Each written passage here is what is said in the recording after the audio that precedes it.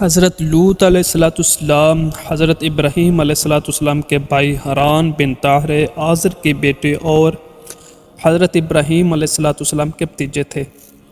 فرمان الہی ہے، پس لوط علیہ السلام ابراہیم علیہ السلام پر ایمان لے آئے۔ حضرت ابراہیم علیہ السلام نے جب قوم کو توحید کی دعوت پیش کی تو خاندان کے افراد سمیت پوری قوم آپ علیہ السلام کی مخالف ہو گئی اور آپ علیہ السلام کے خلاف سازشیں کرنے لگی۔ حضرت ابراہیم علیہ السلام کی دعوت و توحید پر آپ علیہ السلام کی زوجہ محترمہ حضرت سارہ رضی اللہ تعالی عنہ اور آپ علیہ السلام کے بھتیجے حضرت لوط علیہ السلام ایمان لائے۔ اللہ تعالیٰ کی اجازت سے آپ علیہ السلام نے اپنے خاندان اور قوم کو چھوڑ کر ملک شام کی طرف ہجرت کی تو اس وقت آپ علیہ السلام کی بیوی حضرت سارہ علیہ السلام اور آپ علیہ السلام کے بھتیجے حضرت لوط علیہ السلام بھی آپ علیہ السلام کے ساتھ تھے۔ حضرت ابراہیم علیہ السلام نے ہجرت کرنے کے بعد شام کی سرزمین پر قیام کیا۔ ملک شام پہنچنے کے بعد حضرت ابراہیم علیہ السلام نے حضرت لوط علیہ السلام کو اسلام کے احکامات سکھا کر غور زغر کے علاقے صدوم شہر میں رہائش اختیار کرنے اور وہاں کے لوگوں کو اللہ تعالیٰ کے دین کی طرف بلانے کی ذمہ داری سونپی۔ صدوم اور اس کے آس پاس کے علاقے بڑے زرخیز تھے۔ یہاں کے رہائشی اللہ تعالیٰ کی نعمتوں کا شکر ادا کرنے کے بجائے مہلک ترین گناہوں میں مبتلا ہو چکے تھے۔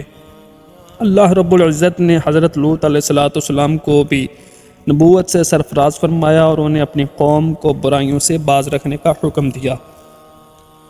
حضرت لوط علیہ السلام کو اللہ عز و جل نے صدوم، عموریہ اور آس پاس کے دیگر بستیوں کے لیے نبی بنا کر بھیجا۔ آپ علیہ السلام جب صدوم شہر پہنچے تو دیکھا کہ وہاں کے لوگ شرک اور آخرت کے انکار کے ساتھ ساتھ دیگر بہت سی برائیوں میں مبتلا تھے۔ وہ مسافروں سے لوٹ مار کرتے، راہ چلنے والوں پر پتھر مارتے اور آپس میں مینڈے اور مرغے لڑاتے تھے۔ لوگوں نے ان سے تنگ آ کر ان کی بستیوں کے پاس سے گزرنا چھوڑ دیا تھا۔ ان میں ایک بہت ہی قبیح برائی مردوں سے جنسی تسکین پائی جاتی تھی۔ یہ ایک ایسی بے حیائی تھی جس کا ارتکاب اس قوم سے پہلے کسی نے نہیں کیا تھا۔ یہ قوم اپنی اس بدکرداری کو عیب سمجھنے کے بجائے فخر کے طور پر ذکر کرتی تھی۔ حضرت لوط علیہ السلام نے اپنی قوم کو بڑے نرم لہجے میں بے حیائی اور حرام کاموں کے ارتکاب پر گزشتہ اقوام کو ملنے والی سزائیں بتاتے ہوئے شرافت اور پاک دامن زندگی گزارنے کی تعلیم دی اور انہیں بتایا کہ اے میری قوم، تم اپنے آپ کو انسانیت کے معیار سے نیچے گرا چکے ہو۔ حیوانی شہوت نے تمہاری عقلوں پر پردہ ڈال دیا ہے کہ تم ان عورتوں کو چھوڑ کر جنہیں اللہ تعالیٰ نے تمہارے سکون کے لیے پیدا کیا ہے، مردوں سے بدفعلی کا ارتکاب کرتے ہو۔ تم حدود کو تجاوز کر چکے ہو۔ اب بھی تمہارے پاس وقت ہے کہ تم جرم اور برائیوں کو چھوڑ کر اللہ سبحانہ و تعالیٰ کے فرمانبردار بندے بن کر زندگی گزارو، اسی میں تم سب کی بھلائی ہے۔ جب انہیں ان کے بھائی لوط علیہ السلام نے کہا، کیا تم اللہ کے عذاب کا خوف نہیں رکھتے ہو؟ یقیناً میں تمہارے لیے امانت دار رسول ہوں، لہٰذا تم اللہ سے ڈرو اور میری اطاعت کرو، اور میں اس تبلیغ پر تم سے کوئی اجر نہیں مانگتا، میرا اجر تو صرف رب العالمین کے ذمہ ہے۔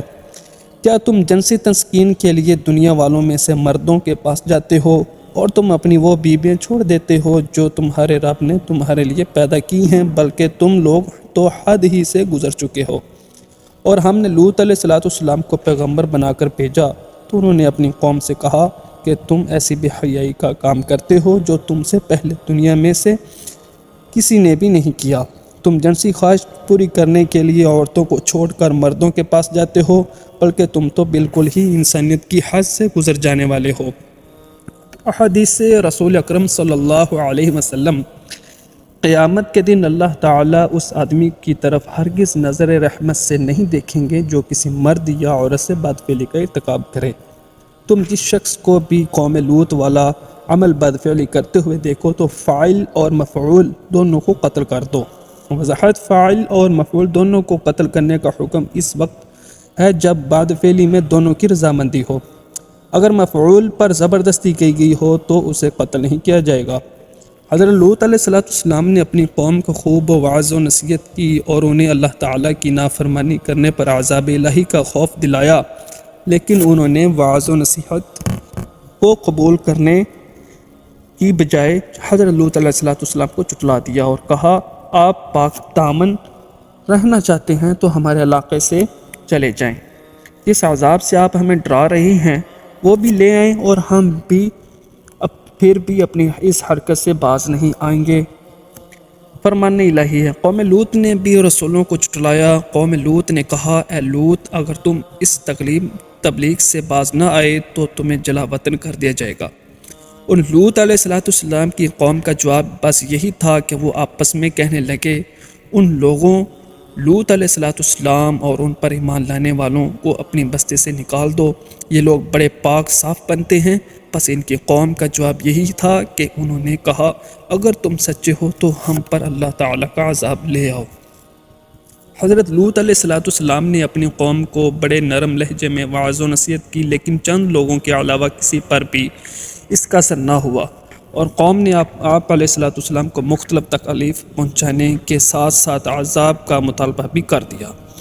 آپ علیہ السلام نے اللہ تعالیٰ سے دعا مانگی، جس کا ترجمہ ہے، میرے رب، جو یہ کام کر رہے ہیں اس معاشرے سے مجھے اور میرے اہل و عیال کو نجات دے۔ وضاحت: شریر لوگوں کے شر سے بچنے کے لیے آپ بھی مندرجہ بالا دعائیں پڑھ سکتے ہیں۔ جب حضرت لوط علیہ السلام نے اللہ تعالیٰ سے قوم کے خلاف مدد طلب کی تو اللہ تعالیٰ نے قوم لوط کو ہلاک کرنے کے لیے فرشتے بھیجے، اور انہیں یہ بھی حکم دیا کہ وہ قوم لوط کو ہلاک کرنے سے پہلے حضرت ابراہیم علیہ السلام کو ان کے بیٹے اسحاق اور پوتے یعقوب علیہ السلام کی خوشخبری بھی دیں۔ چنانچہ اللہ تعالیٰ کے فرشتے پہلے حضرت ابراہیم علیہ السلام کے پاس آئے اور انہیں بیٹے اور پوتے کی خوشخبری سنائی۔ پھر حضرت ابراہیم علیہ السلام کو یہ بھی بتایا کہ ہمیں قوم لوط کو ہلاک کرنے کے لیے بھیجا گیا ہے۔ حضرت ابراہیم علیہ السلام نے جب فرشتوں کی زبانی قوم لوط کی ہلاکت کی خبر سنی تو ہمدردی کا اظہار کرتے ہوئے قوم لوط کی جانب سے دفاع کے طور پر کہنے لگے کہ تم اس قوم کو کیسے ہلاک کرنے جا رہے ہو جس میں اللہ تعالیٰ کے برگزیدہ نبی لوط علیہ السلام بھی موجود ہیں۔ فرشتوں نے عرض کیا، ہم یہ سب جانتے ہیں، ہمیں حکم دیا گیا ہے کہ ہم پوری قوم کو ہلاک کر دیں سوائے لوط علیہ السلام اور ان کے خاندان کے۔ البتہ لوط علیہ السلام کی بیوی بھی عذاب الہی کا شکار ہو گئی۔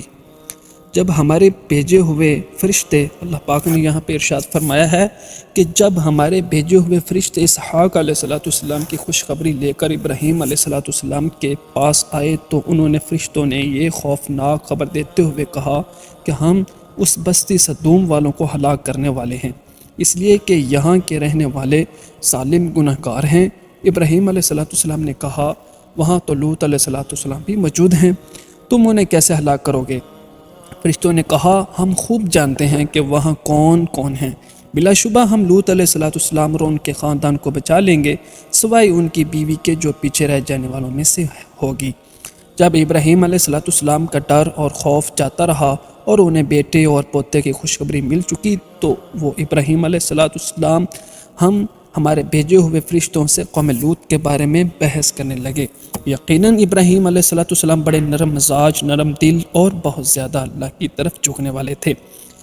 ابراہیم علیہ السلام نے کہا، اے اللہ کے بھیجے ہوئے فرشتوں، تمہارا یہاں آنے کا کیا مقصد ہے؟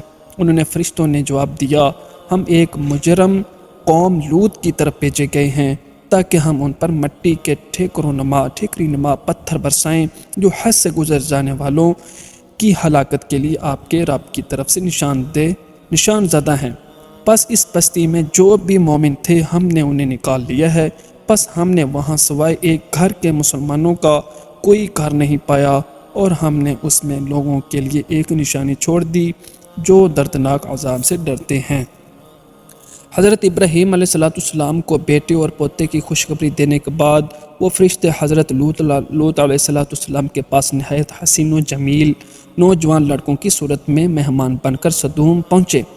حضرت لوط علیہ السلام ان خوبصورت مہمانوں کو دیکھ کر گھبرا گئے اور اس بات سے ڈرے کہ ان کی بدبخت قوم ان مہمانوں کے ساتھ کہیں برا سلوک نہ کرے۔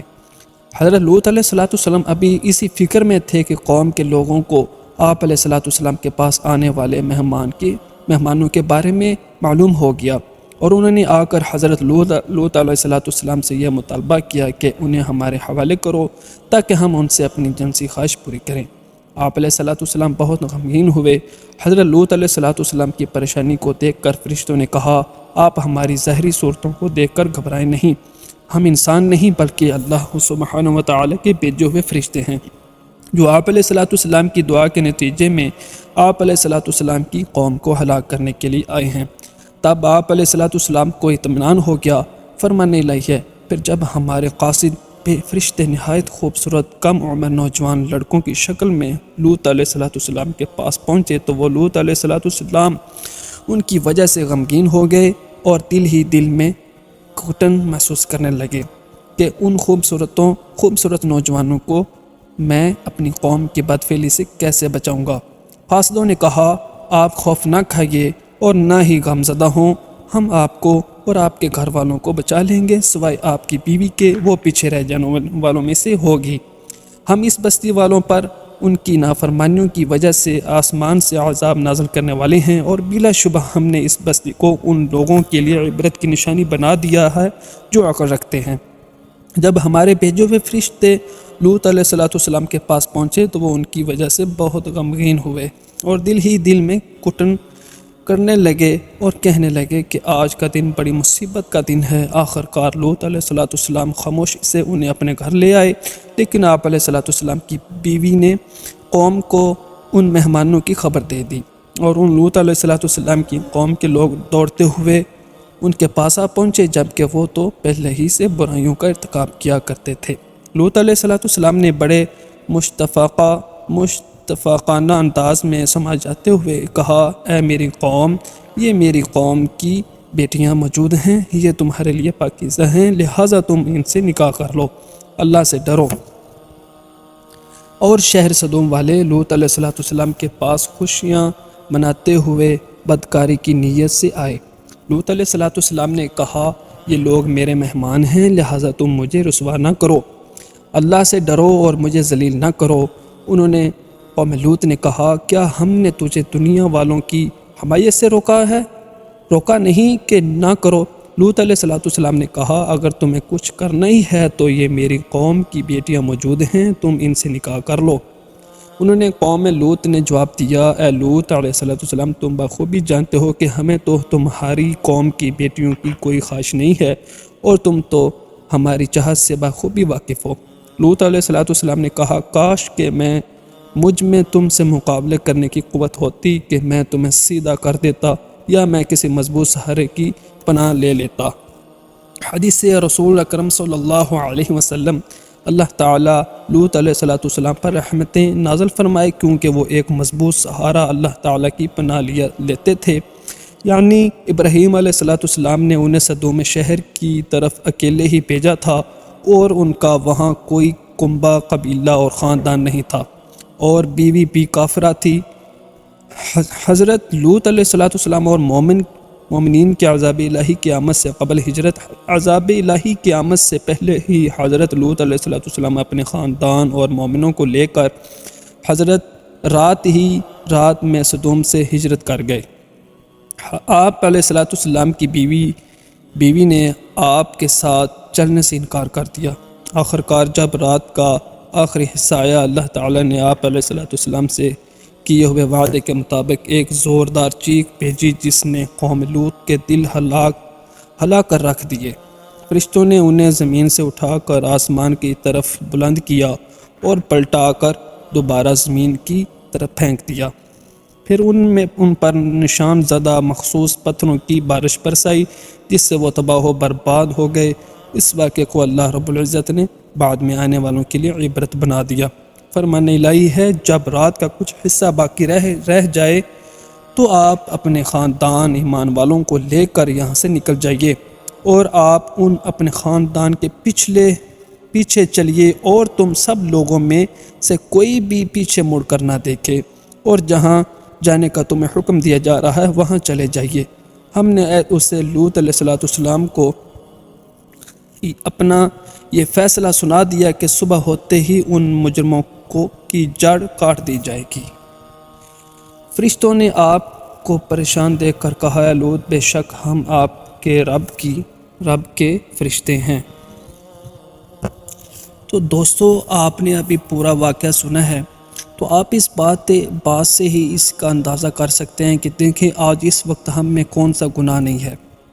بدفعلی، زنا، سب کچھ ہم کر رہے ہیں، لیکن اللہ پاک کا ہم پہ رحمت ہے کہ ہمارے حضور صلی اللہ علیہ وسلم کے وسیلے سے آج ان کی رحمت کی بدولت آج ہم قائم ہیں، ورنہ آج ہم پر بھی عذاب آ چکا ہوتا اور ہم بھی اس دنیا پہ سے نامنشان ہمارا ختم ہو جاتا۔